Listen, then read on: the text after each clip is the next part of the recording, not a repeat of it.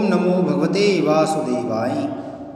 प्रिय भक्तों, आइए सुनते ही श्रीमद् भागवत रसामृत की श्रीमद् भागवत की कथा। प्रिय भक्तों, पिछली कथा में हमने श्रवण किया था भगवत स्वरूप शास्त्र भागवत। आज की कथा में हम श्रवण करेंगे आचार प्रभवो धर्म। सदाचार के पालन में बुद्धि में बुरे विचार नहीं आते। मन बुद्धि को पवित्र रखने की इच्छा हो तो सदाचार को छोड़िए ही नहीं। सदाचार अर्थात शास्त्रानुचार आचार। तस्मात् शास्त्रतम प्रमाणस्ते कार्याकार व्यवस्थितो। क्या करना और क्या नहीं करना ऐसा मन से मत पूछिए, शास्त्र से पूछिए। जब से परदेशी लोगों से संबंध बढ़ा है तब से सदाचार नहीं रहा। हमारा भारत देश ऋषियों का देश है। आपका जन्म किसी ऋषि वंश में हुआ है। परदेश की नकल मत कीजिए। जहाँ सदाचार नहीं है वहाँ सद्विचार स्थिर नहीं होता। आचार विचार दोनों जहाँ शुद्ध होते हैं वहाँ भक्ति पुष्ट होती है।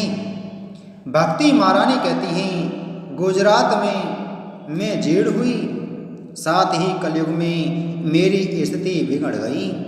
जीवन में भोग प्रधान बना, काम सुख प्रमुख हुआ, शरीर सुख मुख्य माना गया।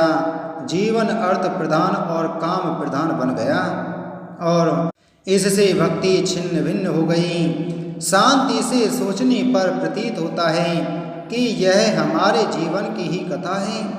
मनुष्य के जीवन में काम सुख प्रमुख बना है, पैसा प्रधान बना है और यों भक्ति छिन्न भिन्न हो गई है। ज्ञान वैराग्य की किसी को जरूरत ही प्रतीत नहीं होती है। कोई शांति से सोचता ही नहीं कि मैं कौन हूँ, मैं क्यों जी रहा हूँ, मुझे कहाँ जाना है। कलयुग के लोग ज्ञान वैराग्य की उपेक्षा कर रहे हैं। इससे ज्ञान वैराग्य मूर्छित हैं। भक्ति कहती है कि वृंदावन में आकर मैं पुनः नव युवती हो गई हूँ, पर मेरे ये दोनों पुत्र मूर्छा में हैं। भक्ति महारानी को नारद जी आश्वासन देते हैं, मैं इसका उपाय सोच रहा हूँ, आपके लिए मैं यत्न करूँगा। ज्ञान वैराग्य के साथ में मैं भक्ति को जगाऊँगा, भक्ति का प्रचार करूँगा। नारद जी ज्ञान वैराग्य को जागृत करने का प्रयत्न कर रहे हैं। वेदों के अनेक पारायण कर रहे हैं, गीता पाठ कर रहे हैं। ज्ञान वैराग्य प्रत्येक के भीतर हैं, प्रत्येक के भीतर भक्ति के बीज पड़े हुए हैं। इस संसार में कोई अभक्त नहीं है जो ऐसा कहते हैं कि मैं नास्तिक हूँ, ईश्वर में मेरी श्रद्धा नहीं है। वे भी भक्त हैं, उनके हृदय में भी सूक्ष्म रूप से भक्ति पड़ी है। उन्हें जब दुख होता है वे भगवान को स्मरण करते हैं, प्रार्थना करते हैं। प्रत्येक के भीतर भक्ति है, पर भक्ति छिन्न भिन्न हो गई है। ज्ञान वैराग मूर्छित हो गए हैं। हमारे ही जीवन की यह कथा है। वेदांत के अध्ययन से पाप भस्म हो जाते हैं, मन निर्मल होता है। यद्यपि वेद का अर्थ शीघ्र समझ में नहीं आता है। वेद की भाषा अति कठिन है, वेद का अर्थ अत्यंत गूढ़ है। तथापि वेद के अध्ययन से कभी कभी ज्ञान वैराग जागृत होते हैं, पर पुनः वे मूर्छित हो जाते हैं। मानव जीवन में कभी कभी ऐसे प्रसंग आते हैं जब ज्ञान वैराग जागृत हो जाते हैं। किसी की अंतिम यात्रा में जाने पर जलती हुई चिता को देखकर कभी ज्ञान वैराग जागते हैं। कलयुग का मनुष्य तो ऐसा हो गया है कि उसे शमशान में भी वैराग जागृत नहीं होता। कई लोग शमशान में भी चाय मंगवाने लगते हैं। शमशान में वैराग्य जागृत होता है, ऐसा हमारे ग्रंथों में लिखा हुआ है। उसे शमशान वैराग्य कहते हैं। जीवन में जब कभी कभी ज्ञान वैराग्य जागृत होते हैं तब वे पुनः मूर्छा में भी पड़ जाते हैं। मनुष्य जब दुखी हो जाता है तब उसमें थोड़ा वैराग्य जागृत होता है। अति दुख में भीतर से ज्ञान का स्फुरण होता है और थोड़े से सुख की प्राप्ति के साथ ज्ञान वैराग्य पुनः मूर्छित हो जाते हैं। नारद जी ने ज्ञान वैराग्य को जागृत करने के अनेक प्रयत्न किए, वेदों के अनेक पारायण किए पर उन्हें सफलता नहीं मिल रही थी। तब परमात्मा ने आकाशवाणी के द्वारा नारद जी से कहा, अपनी इच्छा के अनुसार किसी संत से पूछकर उनकी आज्ञा के अनुसार कोई सत्कर्म कीजिए।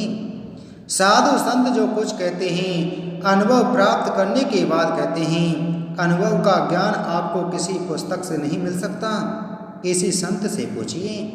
संत की आज्ञा के अनुसार साधन कीजिए। नारद जी ने सबसे पूछा कि ज्ञान वैराग्य के साथ भक्ति को जागृत करने का कोई रास्ता दिखाइए, परंतु किसी से कोई मार्गदर्शन नहीं मिला। नारद जी ने बद्रिकाश्रम में सनत कुमारों को सारी कथा सुनाकर वही प्रश्न किया। सनत कुमारों ने कहा कि आप भागवत की कथा कीजिए, आपकी इच्छा पूर्ण होगी, ज्ञान वैराग्य के साथ भक्ति जागृत होगी। यह कथा बहुत मधुर है, इस कथा का श्रवण कीजिए, इससे प्रेम जागृत होता है, संसार में अरुचि आ जाती है, पाप भस्म हो जाते हैं, ज्ञान वैराग्य के साथ वहाँ भक्ति प्रकट होती है। आप भागवत की कथा कीजिए। नारद जी ने कहा कि भागवत में वेद का अर्थ भरा हुआ है। मैंने तो वेदों के अनेक पारायण किए हैं पर कोई परिणाम सामने नहीं आया। सनत कुमारों ने कहा कि वेद से ही भागवत निकली है, फिर भी भागवत में वेदों से अधिक दिव्य शक्ति है। दूध से घी उत्पन्न होता है, जब दूध नहीं होता है तब घी उत्पन्न नहीं हो सकता, पर दूध से अधिक दिव्य शक्ति घी में मिलती है। 2 तोले घी होता है तो दीपक जलता है, परंतु 2 मन दूध होता है तभी वह नहीं जल सकता। भागवत सर्व वेदों में है और भागवत सर्व वेदों का सार भी है।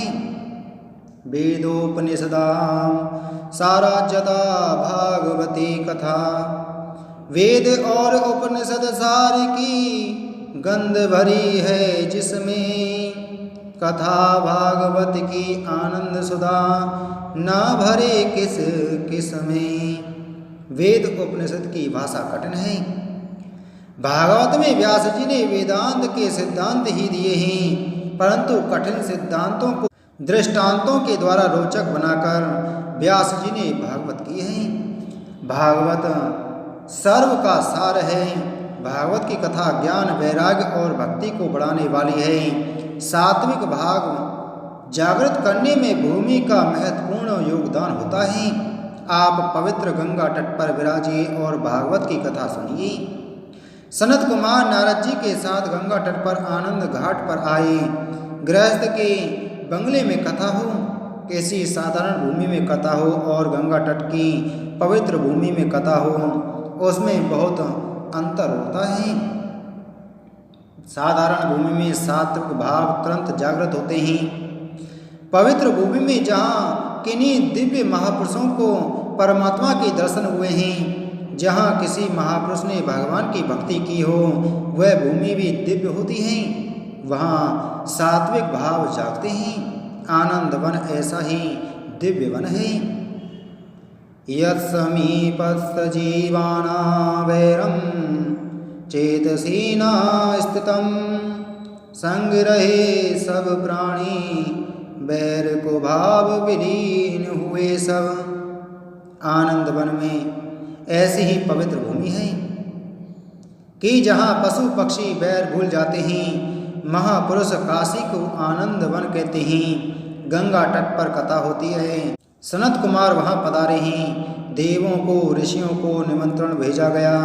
गंगा जी पधारी हैं, यमुना जी पधारी हैं, सरस्वती जी भी पधारी हैं, बड़े बड़े ऋषि पधारे हैं। कुछ आलस में बैठे रहे, कुछ अभिमान में बैठे रहे कि भागवत तो मैंने पढ़ लिया है, मुझे सब कुछ मालूम है।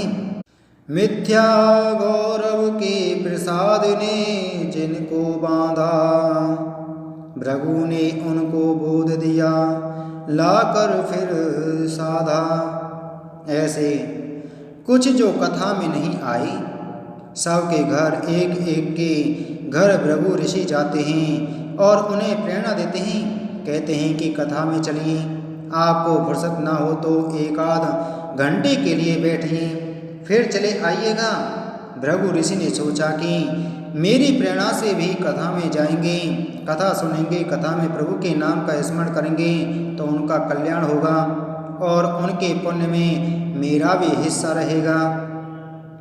अर्थ और काम के लिए कहने की या प्रेरणा देने की जरूरत नहीं होती, पर धर्म और मोक्ष के लिए प्रेरणा दिए बिना मनुष्य आगे नहीं बढ़ेगा। भृगु ऋषि एक एक के घर जाकर कथा में आने के लिए आग्रह कर रहे थे। देवर्षि महर्षि कथा में आकर बैठे हैं। सनत कुमार व्यासासन पर विराजे हैं और अब कथा का प्रारंभ करते हैं। श्री गोवर्धन नाथ जी की जय। कथा में आप भगवान की जय कहेंगे तो आपको लाभ होगा। प्रभु की कभी भी पराजय नहीं हुई है और होगी भी नहीं। थोड़ा सोचने पर मालूम होगा कि मनुष्य का जीवन एक बड़े युद्ध जैसा है। माया और जीव का युद्ध चलता ही रहता है। माया जीव को परमात्मा के चरणों में जाने से रोकती है। माया जीव को समझाती है, समझती है कि संसार बहुत सरस है। माया जीव को संसार में फंसा कर रखती है। माया की जीत होती है और जीव की पराजय होती है। माया मानव को मार देती है। मानव बहुत प्रेम भाव से भगवान की जय नहीं करता है।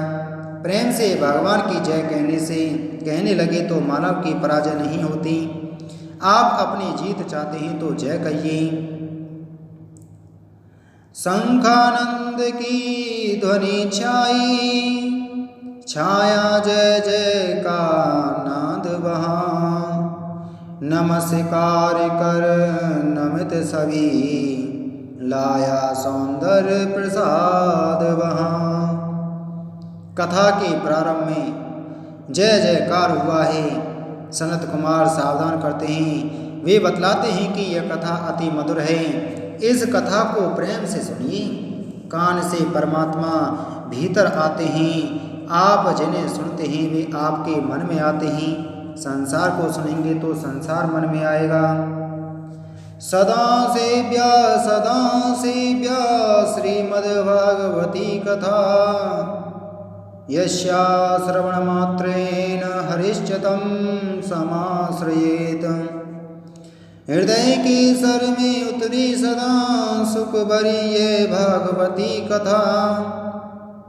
सुघर भाव लिए जो जन सुने, हरि बसे उनके ही सर्वदा।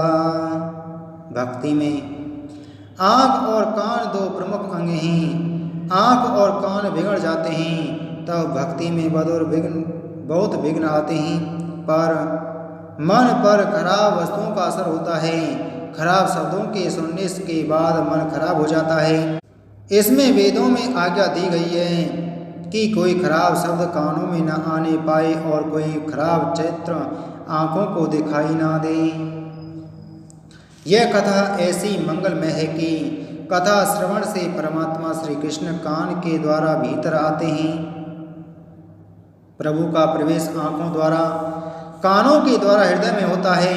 परमात्मा की कथा का प्रेम से श्रवण कीजिए, तब परमात्मा का कानों के द्वारा भीतर प्रवेश होगा। यह कथा अति दिव्य है। इस कथा के महात्म का कौन वर्णन कर सकता है।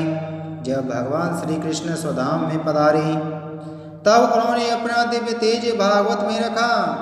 भगवान स्वधाम पधारे ही नहीं, भागवत के रूप में आज भी पृथ्वी पर भी विराजमान हैं। भगवान सर्व के हृदय में विराजमान हैं। भगवान भागवत के एक एक श्लोक में हैं। भागवत भगवान नारायण का दिव्य स्वरूप है। तेनेयं बाणमयी मूर्तिं प्रत्यक्षा वर्तते हरे। सेवनात् श्रवणात् पाठात् दर्शनात् पापनाशनी। भागवत भगवान की साक्षात शब्दमयी मूर्ति है। भागवत के श्रवण से, दर्शन से और पूजन से पापों का नाश होता है। चाहे जैसा भी पापी हो, भागवत की कथा सुन ले तो उसके जीवन में अवश्य सुधार होगा। यह कथा पाप को भस्म कर देती है। जो शक्ति भगवान में है वही दिव्य शक्ति इस भागवत शास्त्र में है। महापुरुषों ने तो ऐसा भी कहा है कि भगवान से भी अधिक शक्ति भागवत में है। बहुत से जीव ऐसे होते हैं कि भगवान के दर्शन करने पर भी अपने जीवन में सुधार नहीं ला पाते। दुर्योधन ने द्वारकानाथ के दर्शन किए थे। द्वारकानाथ ने स्वयं दुर्योधन को समझाया था, फिर भी उसका सुधार नहीं हुआ। उसने प्रभु की बात नहीं मानी। दुर्योधन के सदृश कई जीवों ने भगवान के साक्षात दर्शन किए, पर उनका सुधार नहीं हुआ। वे भी भागवत की कथा सुन लें तो अपना जीवन सुधार सकते हैं। यह कथा दिव्य है। श्री कृष्ण भगवान जब प्रत्यक्ष विराज रहे थे, तब कुछ थोड़े जीव उनकी शरण में गए। जो योग्य थे उनका उद्धार स्वयं प्रभु ने किया, पर जो योग्य नहीं थे उन्होंने भगवान के दर्शन तो किए, पर उनमें सुधार नहीं हुआ। आज जब परमात्मा प्रत्यक्ष नहीं है, तब श्री कृष्ण कथा प्रत्येक के जीवन का कल्याण करती है। भगवान से भी भागवत की कथा में अधिक शक्ति है। दुर्योधन रावण जैसे दुष्ट की कथा सुनकर परमात्मा के नाम का जप करने लग जाए तो उनके जीवन में भी सुधार होगा, चाहे कैसा भी बड़ा पापी हो। इस कथा को सुनकर अपने पाप को भस्म कर सकता है। कथा पाप को भस्म कर देती है, पर एक ही शर्त से पाप भस्म होते हैं कि कथा को सुनने के बाद पाप नहीं करने चाहिए। कई लोग कथा को सुनते हैं और पाप भी करते रहते हैं। जब पाप करते समय ऐसी अनुभूति होती है कि मैंने कथा में सुना था कि ऐसा पाप करना बहुत बुरा है, तब वे मन को मनाते रहते हैं कि कथा जब दूसरे स्थान पर होगी तब पुनः मैं सुन लूँगा, और पाप को वे चालू रखते हैं। आप कथा में बैठे हैं, आपके पाप अब भस्म होने वाले हैं। मन से ऐसा निश्चय कीजिए कि अब मेरा नया जन्म हुआ, अब मैंने पाप कर्म छोड़ दिए, आज से मैं भगवान का हुआ, अब पाप नहीं करूँगा। कथा नया जीवन देती है। कथा सुनने के बाद जो पाप छोड़ते हैं, प्रभु उन्हें क्षमा करते हैं। दृष्टांत के बिना किसी सिद्धांत को बुद्धि ग्रहण नहीं कर पाती। अतः एक दृष्टांत देता हूँ। तुंगभद्रा नदी के तट पर आत्मदेव नाम का एक ब्राह्मण रहता था। उसके घर में बहुत संपत्ति थी, पर वह संतति के अभाव में दुखी रहता था। थोड़ा सोच कर देखिए तो पता चलेगा कि हम सब आत्मदेव जैसे हैं। यह जीव परमात्मा का अंश है। आत्मा को देव बनना पसंद है। जिसका जीवन दिव्य है, जो परमात्मा से प्रेम करता है, वह देव बनता है। यह जीव तुंगभद्रा नदी के तट पर रहता है। भद्र शब्द का अर्थ है कल्याण। बहुत ही कल्याण करने वाली नदी यह देह है। मानव शरीर में रहने वाला जीवात्मा स्वयं अपने को और दूसरे को भी देव बना सकता है। ऐसी भक्त शक्ति प्रभु ने उसे दी है। देव बनने के लिए ही मानव का जन्म हुआ है। आत्मा को देव बनना पसंद है। नर को नारायण की शरण में जाना है। जीव को शिव बनना पसंद है। आत्मदेव की पत्नी का नाम है धुंधली। धुंधली का वर्णन महर्षि व्यास जी ने किया है। उनका कहना है कि धुंधली हमारी बुद्धि में बसती है। मनुष्य की बुद्धि धुंधली के समान है। कुतर्क करने वाली द्विधावृत्ति ही धुंधली है। प्राय बुद्धि संसार के विषय में सोचती रहती है। बुद्धि को अन्य की निंदा बहुत भाती है। वह अपने बारे में नहीं सोच सकती कि मैं कौन हूँ, मेरा असली वतन कहाँ है। बुद्धि का पति आत्मा है, पर बुद्धि आत्म स्वरूप के विषय में सोचती नहीं है। मानव बुद्धि धुंधली के समान है। धुंधली क्रूर है। जो बुद्धि काम सुख के विषय में सोचती है, वह क्रूर बनती है, कपटी हो जाती है, पत्थर सदृश कठोर हो जाती है। जब मानव थोड़ा सा काम सुख चाहता है, तब वह बहुत बुरा नहीं, पर काम सुख का चिंतन बहुत बुरा है।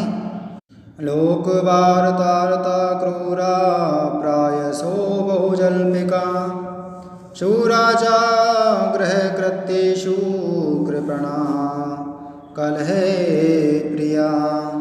बहुत बोलने वाली बुद्धि का पति जीवात्मा है। बुद्धि के साथ जीव का विवाह हुआ है।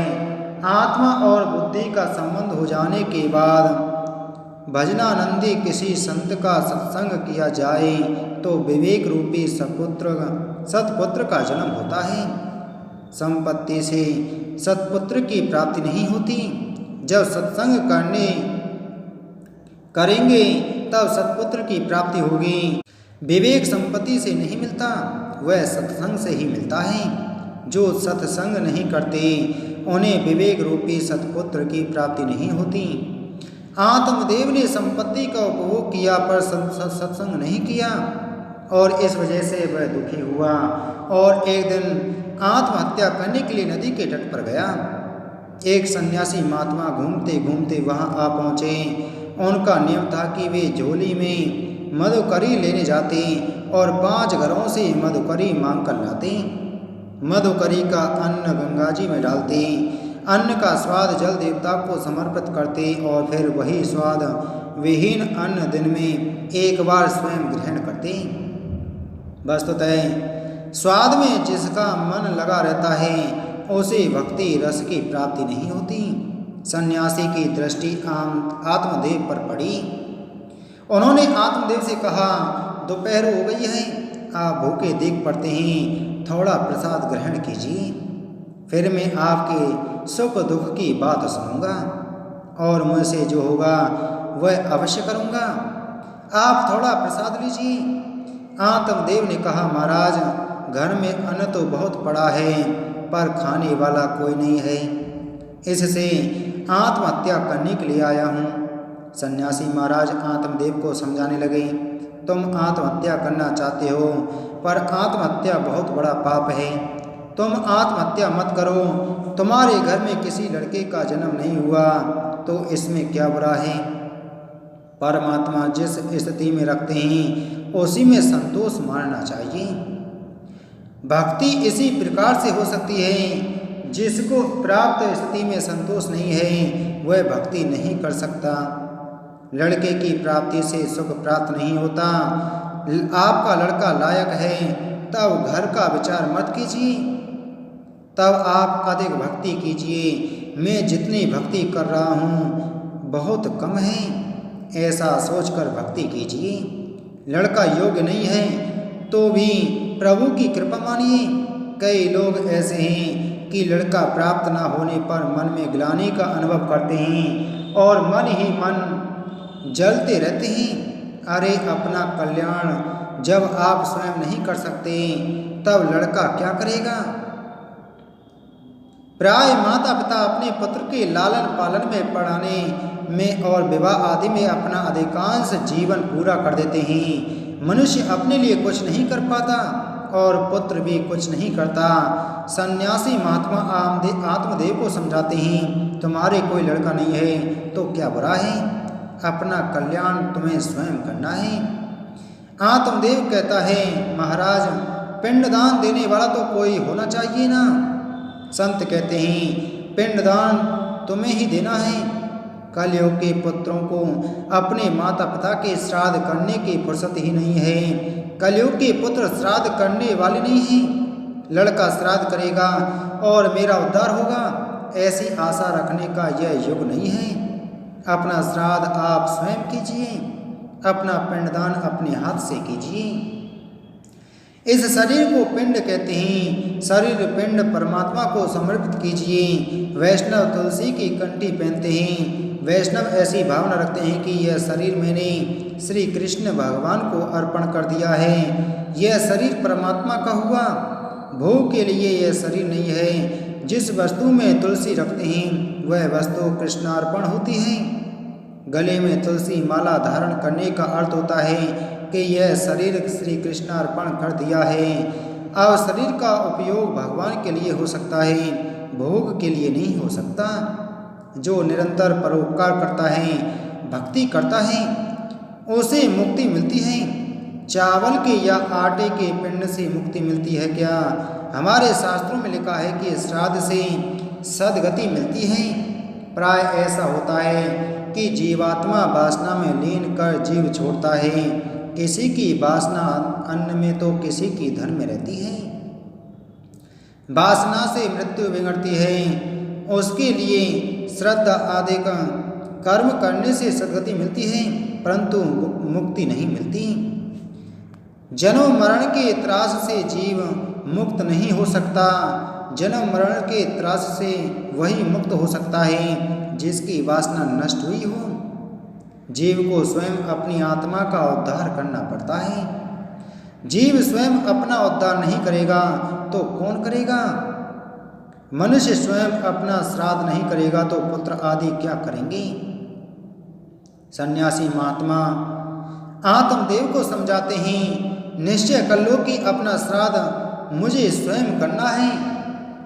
आत्मदेव कहता है, महाराज आपका उपदेश मुझे भाता नहीं, मुझे पुत्र चाहिए। पुत्र होगा तो दिया जलाएगा। महात्मा कहने लगे, अरे कलयुग के पुत्र दिया नहीं जलाते पर माता पिता का दिया बुझा देते हैं। तुम्हारे भाग में पुत्र का सुख नहीं है, तुम दुखी हो जाओगे। आत्मदेव कहने लगा, भले ही मैं दुखी हो जाऊं पर मुझे पुत्र चाहिए। मेरे भाग में नहीं है तो फिर अपने भाग्य से मुझे पुत्र दीजिए। मैं आत्महत्या करने के लिए आया हूँ। मैं आपके समक्ष सिर पटक कर मृत्यु की शरण में जाऊंगा। सन्यासी जी को दया आ गई। उन्होंने आत्मदेव को एक फल दिया और कहा, यह फल अपनी पत्नी को खिला देना। गर्भ रह जाने के बाद तुम दोनों पवित्र जीवन व्यतीत करोगे। निरंतर सत्कर्म करोगे तो उसका असर गर्भ पर भी होगा। अपना बच्चा पेट में हो तभी से उसे अच्छे संस्कार देने चाहिए। हमारे शास्त्र में संगर्भा स्त्री के लिए बहुत से नियम बतलाए गए हैं। गर्भ पेट में आ जाए तब से सावधान रहिएगा। संगर्भा स्त्री के कार्य का असर बच्चे पर होता है। पति पत्नी पवित्र जीवन व्यतीत करें, सत्संग करें तो पुत्र ज्ञानी होता है, लायक होता है। पुत्र लायक होगा तो सुख मिलेगा, पर पुत्र लायक नहीं होता तो बहुत त्रास देता है। आत्मदेव फल लेकर घर पहुंचा। पत्नी को फल खिलाया नहीं बल्कि हाथ में दिया। पत्नी ने कहा, अभी मुझे फुर्सत नहीं है, मैं बाद में खा लूंगी। सत्संग में विवेक रूपी फल मिलता है तो जीवन सफल होता है। कथा में सुना कि मंदिर में भगवान के दर्शन करना साधारण दर्शन है। प्रत्येक मानव शरीर में भगवान के दर्शन करना असाधारण दर्शन है। कथा में जो सुनते हैं उसका मन ना कीजिए। विवेक रूपी फल बुद्धि को खिलाइए। आत्मदेव ने धुंधली को फल खिलाया नहीं पर हाथ में दिया। धुंधली ने फल खाया नहीं। उसने सोचा, अभी इस फल को खाने के बाद गर्भ रहेगा और इससे घर का काम नहीं हो सकेगा। प्रसूतो दारुणं दुखं सुकुमारी कथं सहे। सगर्भा स्त्री को दुख होता है, पुत्र से भी क्या सुख मिलता है। लौकिक सुख दुख देता है। बीच में थोड़े से सुख का आभास होता है। वैराग्य को जागृत करने के लिए लौकिक सुख में कितने दुख हैं, इसका वर्णन इस अध्याय में वर्णित है। संतान के लालन पालन में माँ को बहुत सहना पड़ता है। मुझे सगर्भा नहीं होना है, मैं बाँझ ही अच्छी हूँ, पर घर आने पर भी पूछेंगे तो क्या कहूँगी। धुंधली की छोटी बहन मिलने आई थी। उसने बहन से कहा, तुम्हारे जीजाजी यह फल लाए हैं और कहते हैं कि इस फल को खाओ तो संतान होगी।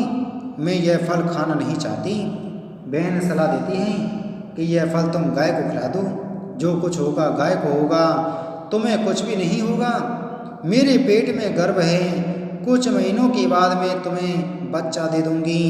तुम आज से ही नाटक करना शुरू कर दो कि तुमने कल फल खाया और तुम्हें गर्भ रह गया है।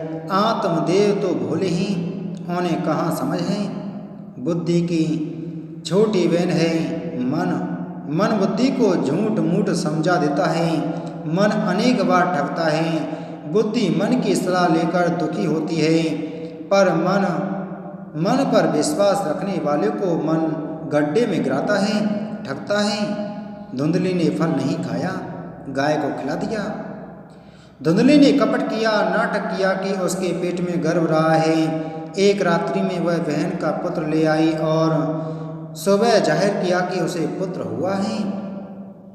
आत्मदेव स्नान करके पुत्र दर्शन करने गए। बालक को देखकर उन्हें थोड़ी शंका हुई। यह बालक कल का जन्मा नहीं प्रतीत होता, यह तो 2-3 महीने का प्रतीत होता है।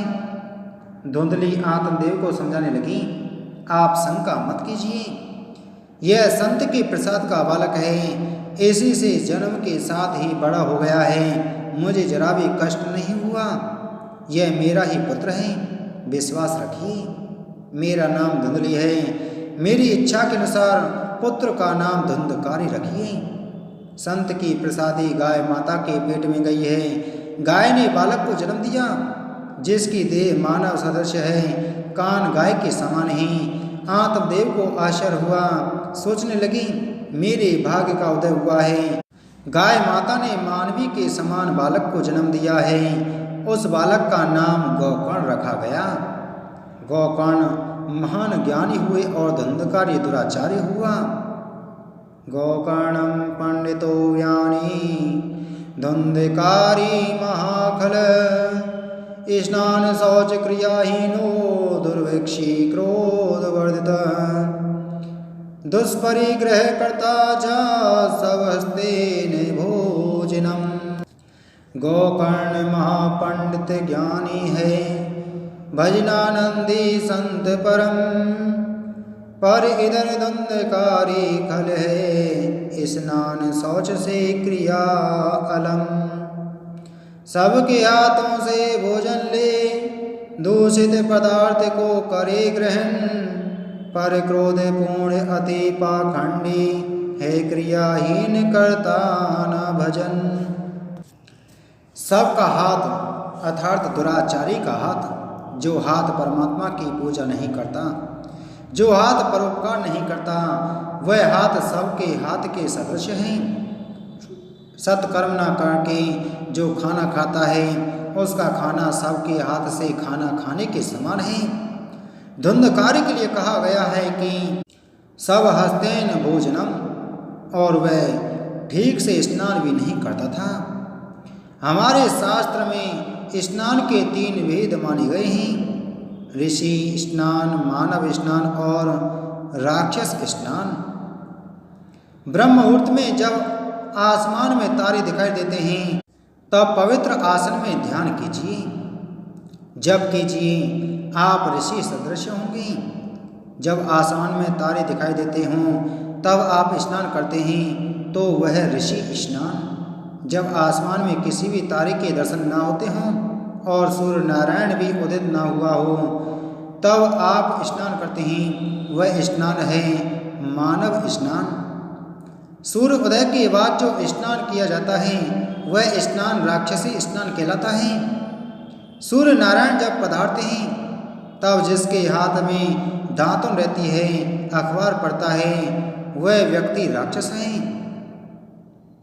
वह सूर्य नारायण का अपमान करता है, उसके पाप के समान कोई पाप नहीं। सूर्य नारायण बुद्धि के स्वामी हैं। सूर्य नारायण का अपमान करने से बुद्धि में खराबी आती है। सूर्य नारायण प्रत्यक्ष प्रभु हैं। अन्य देवों के दर्शन भावना से होते हैं, पर सूर्य नारायण के लिए भावना की आवश्यकता नहीं, वे प्रत्यक्ष दर्शन देते हैं। धुंधकारी पंचेंद्रियों में फंस गया।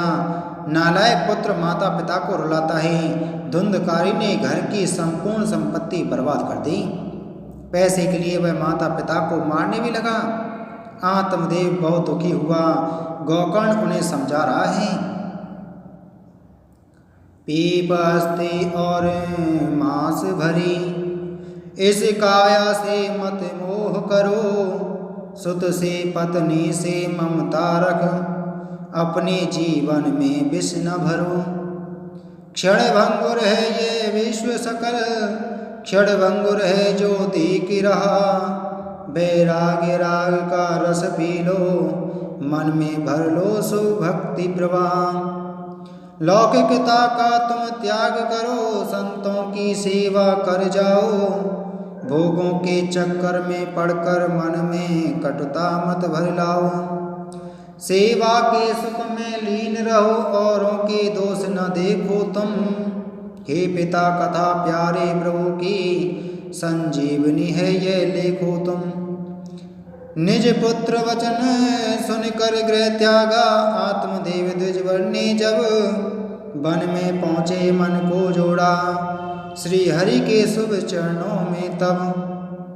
पिताजी बहुत गई थोड़ी रही, अभी अब की घर छोड़ने की इच्छा नहीं होती। मृत्यु सवार है, काल धक्के लगा कर मारेगा, तब हाय हाय करके सब छोड़ना पड़ेगा। यह सब समझ कर अभी घर छोड़िए, इसमें क्या बुरा है। आत्मदेव नदी तट पर गए, वहाँ दिन भर भक्ति कर रहे हैं, प्रेम पूर्वक 10वें स्कंद का पाठ करते हैं। 11 घंटे एक आसन पर बैठकर शांति से पाठ करने से स्कंद पूर्ण होता है।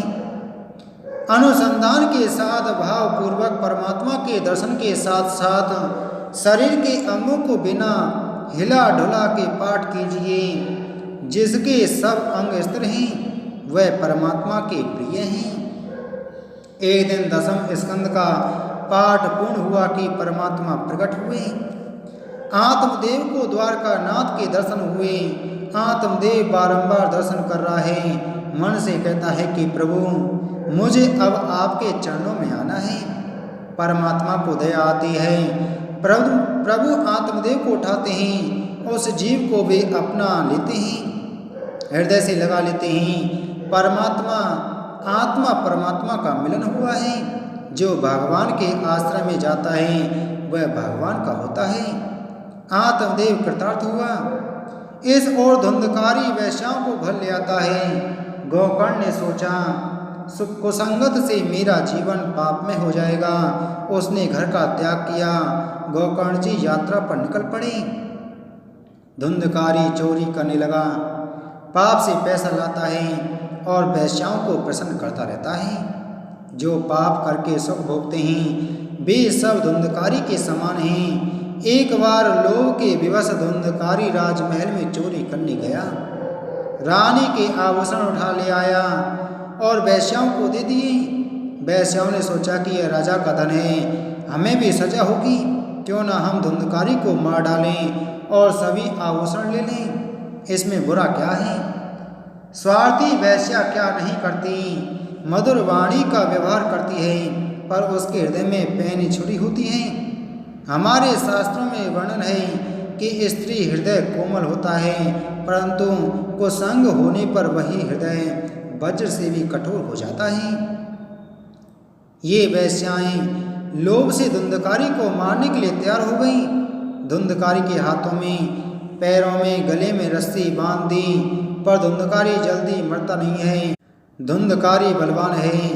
आप सब वैष्णव हैं, अपने स्वरूप को मत भूलिए। सोचिए कि मैं श्री कृष्ण का दास हूँ, मैं परमात्मा अंश हूँ, मैं किसी भी विषय का गुलाम नहीं हूँ। संसार के सुख को भोगते हुए सावधान रहिए। मानव विषय को भोगता है पर विषय का दास हो जाता है। मानव विषय के अधीन हो जाता है, विषय उसको बांध लेते हैं, अंतकाल में उसका मरण बिगड़ता है। धुंधकारी का मरण बिगड़ा है, उसकी दुर्गति हुई है। वैश्याएं धन लेकर भाग गईं। धुंधकारी का अग्नि संस्कार भी किसी ने नहीं किया। धुंधकारी प्रेत हुआ। अति पापी भी प्रेत समान है। प्रेत को देखना किसी को पसंद नहीं है। अति पापी को देखकर घृणा होती है। धुंधकारी ने बहुत पाप किए, वह प्रेत योनि में दुख पा रहा है। प्रेत को प्यास लगती है, उसे पानी तो दिखाई पड़ता है पर वह पानी पी नहीं सकता। प्रेत योनि में बहुत दुख है। अनेक वर्षों तक धुंधकारी ने प्रेत योनि में दुख भोगा। इस ओर गोकर्ण जी यात्रा करते करते गया जी पहुँचे।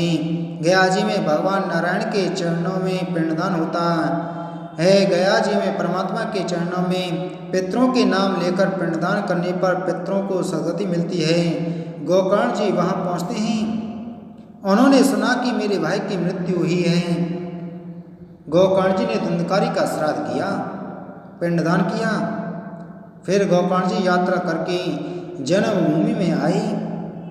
जब रात्रि में आंगन में वे सोए हैं तब प्रेत स्वरूप में धुंधकारी वहाँ आता है और रोने लगता है। गोकर्ण जी पूछने लगे, तुम कौन हो? तब प्रेत ने कहा, मैं आपका भाई हूँ, मैंने बहुत पाप किए, इससे मेरी ऐसी दशा हुई, मुझे बंधन से छुड़ाइए।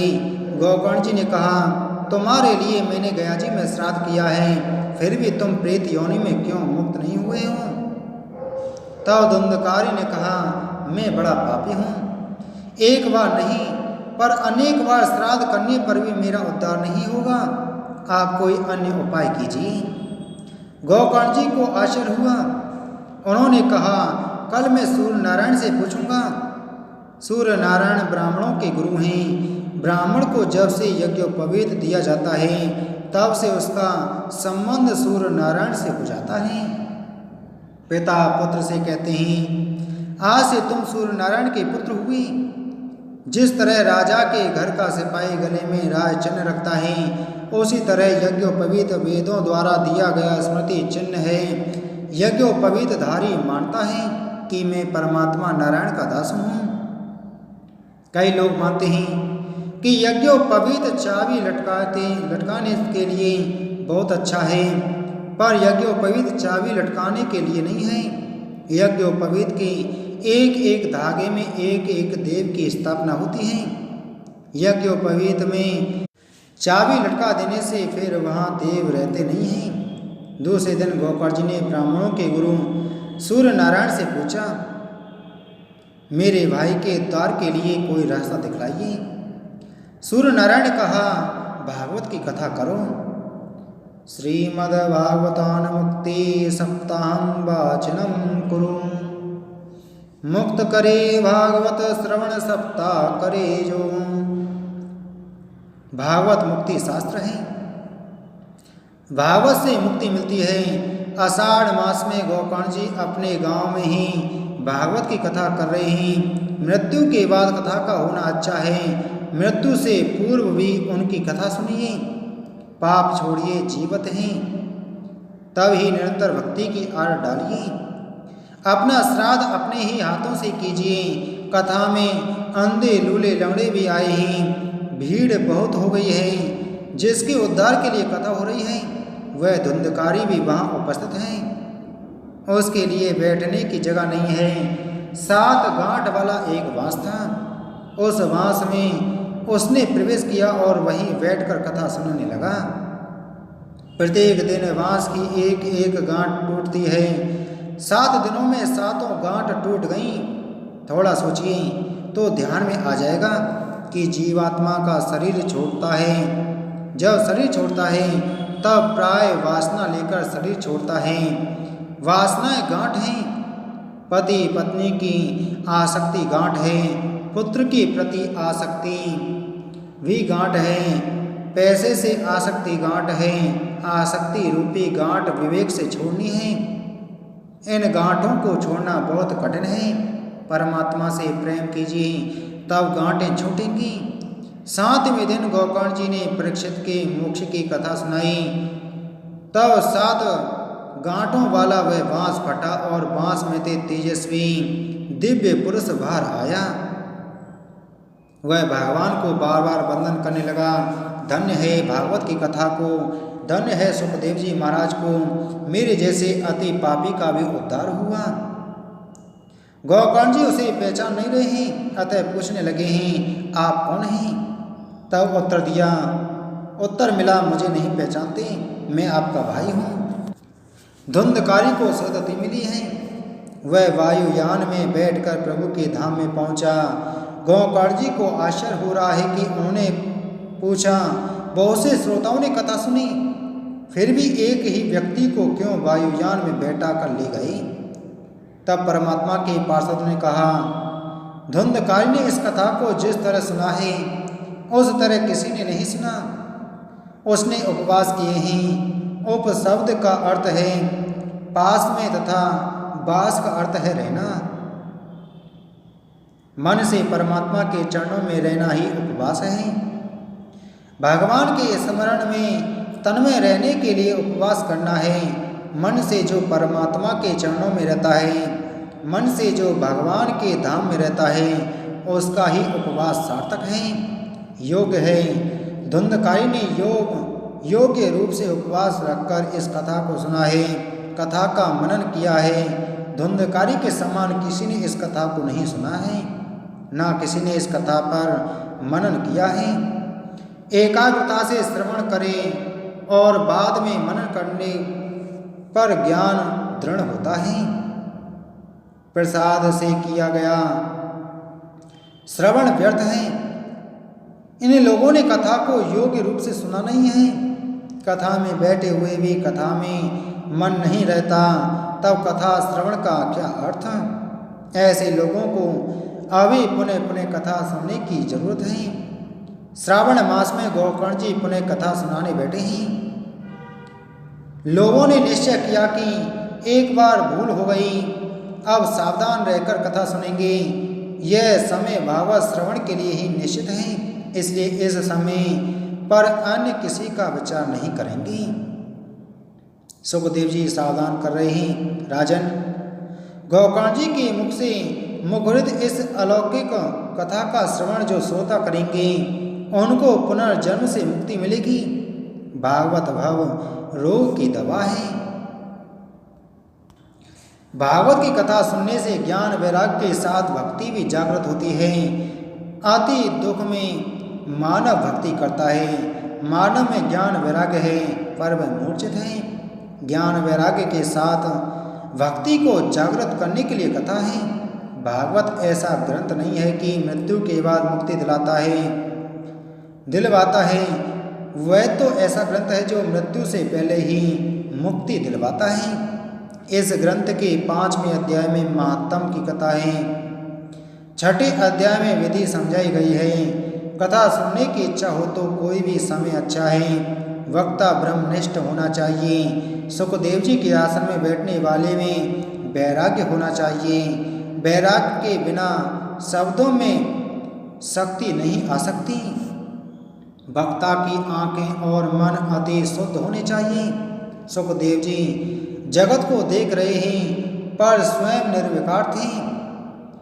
हम जगत को देखते हैं तब आंखों में विकार आ जाता है। सुखदेव जी ब्रह्म दृष्टि रखते हैं। प्रत्येक स्त्री पुरुष को भागवत भाव से देखते थे।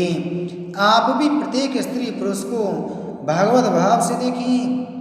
वैराग्य का अर्थ क्या है? भोग के अनेक पदार्थ प्राप्त हों पर मन उनके प्रति न ललचाए, वही वैराग्य है।